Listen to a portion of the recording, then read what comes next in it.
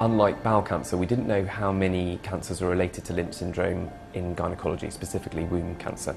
So we undertook a search of the literature. That meant that we looked at all the information that was already out there, and we found that there was problems with a lot of those studies and that the answer wasn't clear.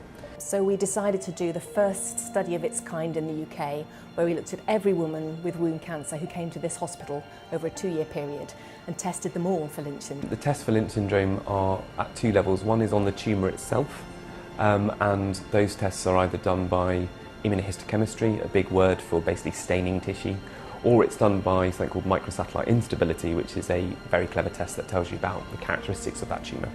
And once you've got that information, which we've done on all our tumours, which is quite comprehensive, we can then identify those individuals that need to go on and have germline testing, that's a blood test, to confirm the presence of a mutation that could lead to Lynch. We were able to say exactly how many womb cancers are associated with Lynch syndrome, and that was the first time that such a study had been done so comprehensively.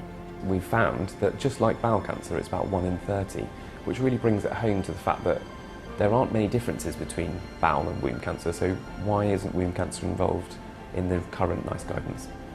The reason why it's important to diagnose Lynch syndrome in women with womb cancer is because it's often the first cancer that somebody with Lynch syndrome will get. And the important thing about womb cancer is it's actually a really good prognosis type cancer, so we often cure womb cancer. So if we don't test that womb cancer for Lynch syndrome, that patient might never have the opportunity to know that she has Lynch syndrome until she goes on to develop her bowel cancer, which unfortunately has a much worse prognosis. So not only will it allow us to put in place surveillance and screening for bowel cancer for that particular woman, but it will also allow us to test her family members.